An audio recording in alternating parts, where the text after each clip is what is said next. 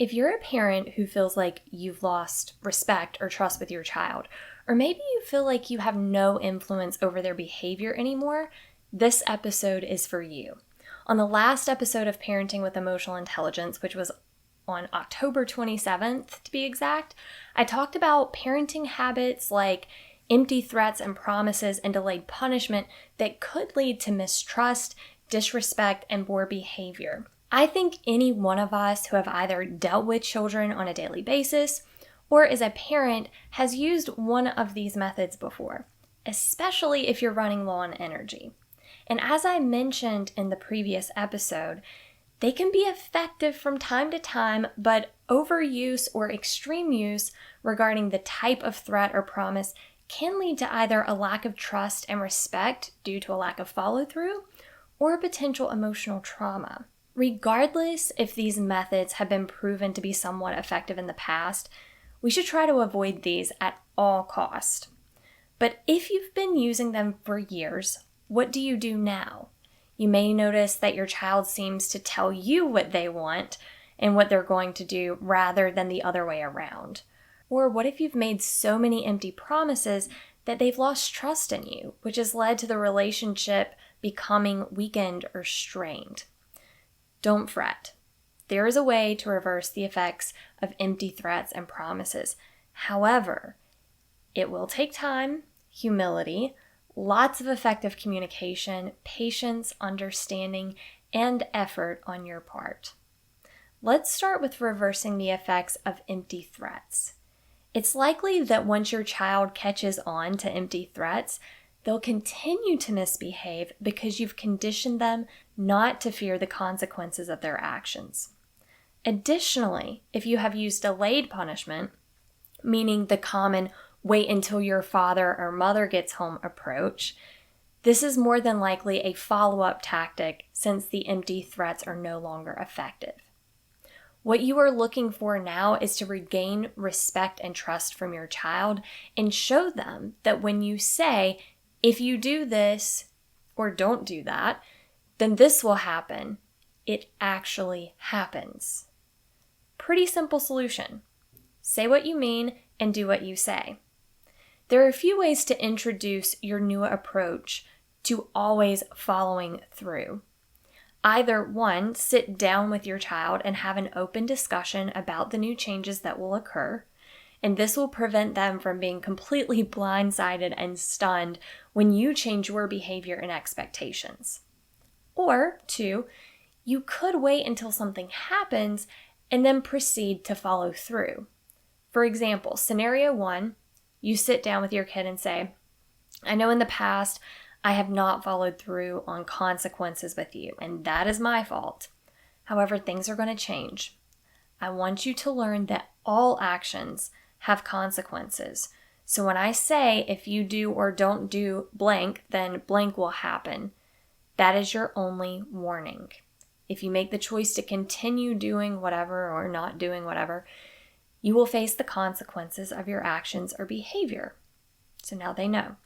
Scenario two, when your child is acting out, so in the moment, you warn them if they continue to do blank or fail to do blank, that blank consequence will take place.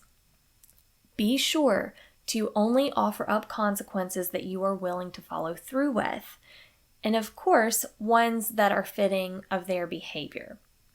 Your child will likely disregard your warning and will instead continue their behavior because of your past history of lack of follow-through.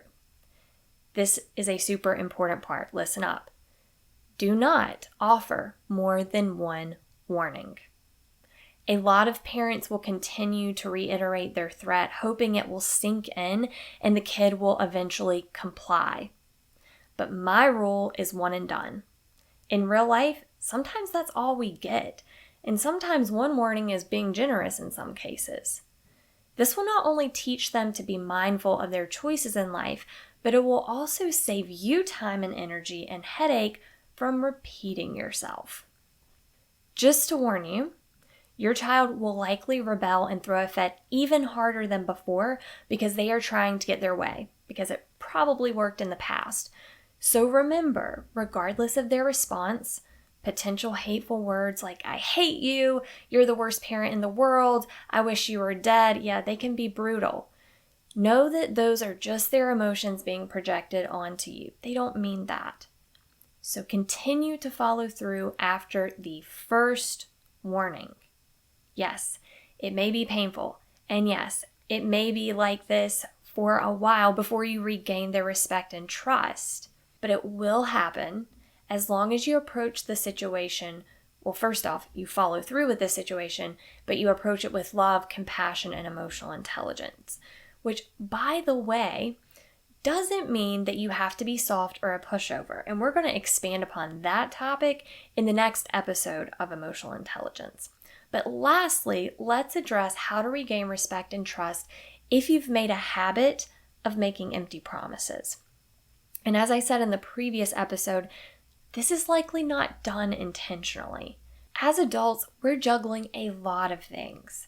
While you may have wholeheartedly intended to show up to their baseball game or recital, an urgent matter at work or just simply life throwing obstacles at you may have prevented you from following through on your promise. And when this happens too often, your child may feel as though they are not a priority in your life, that you don't love them, or feel you aren't interested in what they care about. Regardless if this is true or not, you have to realize that this is their reality. Respect and acknowledge that. Obviously, a way to avoid this is not to make any promises.